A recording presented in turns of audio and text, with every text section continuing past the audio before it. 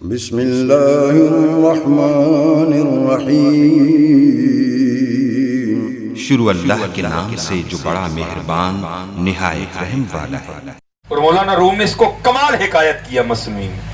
اب فرماتے کو بزرگ تھے تو نماز پڑھنے کے لیے جا رہے تھے، راستے میں ایک بچہ بیٹھا رو رہا تھا۔ وہ بندہ ہی کیا جس کا دل کسی کو روتے دیکھ کے نرم نہ پڑ جائے۔ بزرگ تھے نا، اور یاد رکھو جی بندہ عمر سے بزرگ نہیں ہوتا، بندہ اعمال سے بزرگ بنتا ہے۔ بڑے بڑے ایسے ہیں جو عمر کے لحاظ سے بزرگ ہیں لیکن بزرگی ان کو چھو کے بھی نہیں گزری کبھی حضرت، اور بڑے بڑے ایسے بھی ہیں جو عمر کے لحاظ سے بھی جوان ہیں لیکن اللہ اور اللہ کے رسول کی بارگاہ میں بزرگ ہیں حضرت۔ ہاں وہ بزرگ ہیں۔ وہ بابا جی نے روتے دیکھا تو آ گئے، آگے بچے کو پوچھتے ہیں کاکا کیوں رون رہے ہیں؟ وہ کہتا ہے میرا 1 روپیہ گم ہو گیا اس لیے رو رہا ہوں۔ تو آپ نے فرمایا اگر 1 روپیہ مل جائے تو خوش ہو جائے گا؟ اس نے کہا ہاں۔ آپ نے جیب سے نکال کے 1 روپیہ دیا، فرمایا خوش ہے؟ خوش ہوں۔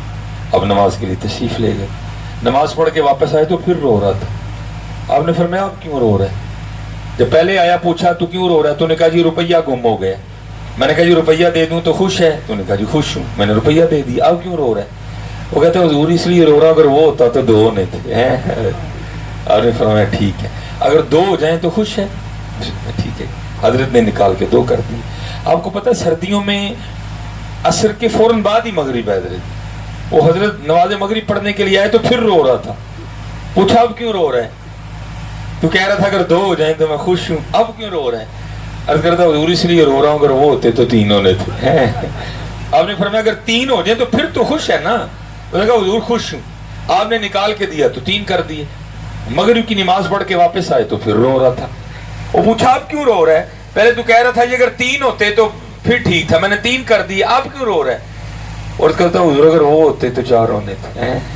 آپ نے کہا بھری، اور آپ نے فرمایا محبوب نے سچ ہی کہا تھا، اس کو قبر کی مٹی کے علاوہ کوئی نہیں بھر سکتا۔ یہ کس سے بھرا گیا ہے؟ یہ نہیں بھرا گیا۔ ہاں حضرت جی اور اپنے اللہ اور اللہ کے رسول سے لو لگاؤ بھر جائے گا، یہ کسی سے نہیں بھرا گیا ہے۔ غلام فریدہ ایتھے سب مسافر نہیں، کوئی آج چلیا کوئی کل چلیا۔ اور پھر حضرت جی اصل میں سب کو روشنی مدینہ طیبہ سے آتی ہے، الفاظ بدل جاتے ہیں، انداز بدلتے ہیں، مفہوم سب کا ایک ہی ہوتا ہے۔ یہ تو تھے نا خواجہ غلام فرید رحمۃ اللہ تعالیٰ علیہ۔ اب ذرا سنو حضرت بابا فرید کیا فرما رہے ہیں رحمۃ اللہ تعالیٰ علیہ۔ آپ فرماتے ہیں ویک فریدہ مٹی پھلی۔ ارے جی مٹی پھلی ہے نا، یہ مٹی بول رہی ہے، مٹی سن رہی ہے، ٹھیک ہے جی، مٹی دیکھ رہی ہے، مٹی سونگ رہی ہے۔ اللہ نے مٹی کو حصے عطا کر دی ہیں۔ اور میں احباب سے گزارش کیا کرتا ہوں حضرت جی شیشے کے دھوکے میں نہ آنا کبھی بھی، شیشے تو جھوٹ دکھاتا ہے حضرت، شیشے کے دھوکے میں کبھی نہ، کاٹن کا سوٹ پہن کے ویسٹ کوٹ پہن کے نا کسی دھوکے میں نہ آ جانا، شیشہ جھوٹ بولتا ہے حضرت جی۔ اصل یہی ہے ویک فریدہ مٹی پھلی، ویک فریدہ مٹی پھلی، مٹی نو ویکھ کے مٹی پھلی، مٹی ہسی تے مٹی روئی، کھیڑ کھوڑ پھر مٹی ہوئی۔ ہاں حضرت جی آؤ یار وقت ہے، اس کو ضائع نہ کریں حضرت، اس کو ضائع نہ۔ حضرت سلطان ابراہیم بن ادہم رحمۃ اللہ، میں جب آیا نا حضرت میں صوفے میں بیٹھا تو سب سے پہلے مجھے حضرت سلطان یاد آئے حضرت۔ یہ وہ بلخ کے بادشاہ ہیں جنہوں نے اللہ کی محبت میں دنیا کو ٹھوکر ماری تھی حضرت۔ اور تاریخ لکھتی ہے کہ جب حضرت سلطان ابراہیم بن ادہم رحمۃ اللہ تعالی علیہ اپنے بستر پر لیٹا کرتے تھے نا تو آپ کے پلنگ پر آپ کے لیٹنے سے پہلے 100 کلو 2.5 من گلاب کی پتیاں بچھائی جاتی تھی آپ کے پلنگ کے اوپر، آپ پھر اس پہ لیٹا کرتے تھے۔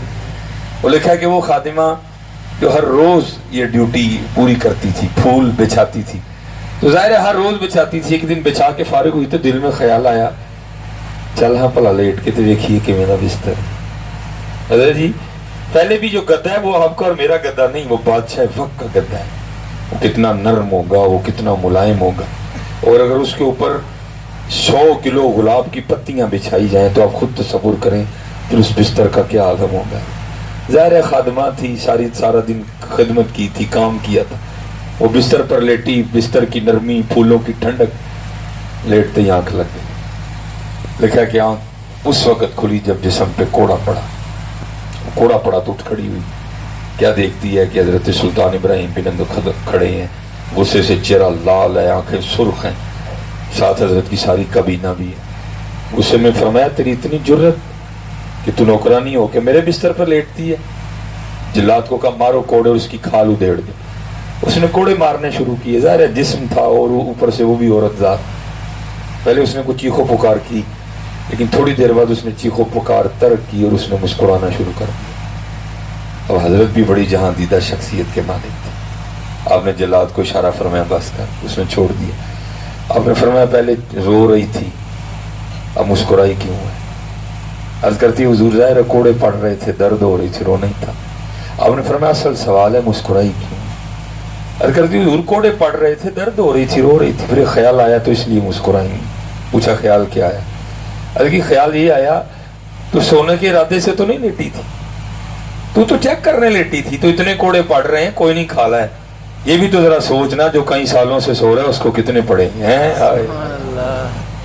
اسی لیے تو حضرت جی کسی نے کہا تھا جاگ مسافر جاگ، نہ کر نیند پیاری، ایس مسافر خانے اندر لٹے کہیں بیوپاری۔ ہاں حضرت جی یہ ماہ میلاد آیا ہے، او بھائی خدا کا واسطہ خوب گلیاں سجاؤ، خوب مکان سجاؤ، نبی علیہ السلام سے اپنی محبت کا اظہار کرو، لیکن خدا کا واسطہ گلیاں سجان دینا کتے رہ جائیو، اپنے اپنے دل بھی سجاؤ حضرت۔ جو اصل معاملہ ہے شیر تھوڑا میں خود پڑھتے ڈرتا ہوں حضرت جی، کیوں؟ کیونکہ یہ کیمرہ لگا ہوا ہے حضرت، ڈر آتا ہے پتہ نہیں درمیان میں سے کلپ کٹے اور کلپ چڑھا دیا جائے اور جناب اس کے اوپر لکھ دیا جائے جی مصباحی صاحب نے۔ حضرت اب نہ کوئی بھی اٹھے، آپ بیٹھ کے بس گفتگو، اللہ آپ کی محبت قبول فرمائے گا، اب آپ گفتگو سماعت فرمائے۔ وہ کلپ کٹے اور درمیان میں حضرت جی اوپر کیا لکھ دیا جائے جی مصباحی صاحب نے لائٹنگ کی مخالفت کر دی، اور جناب پھر عوام اہل سنت، تو پھر عوام اہل سنت ہے حضرت۔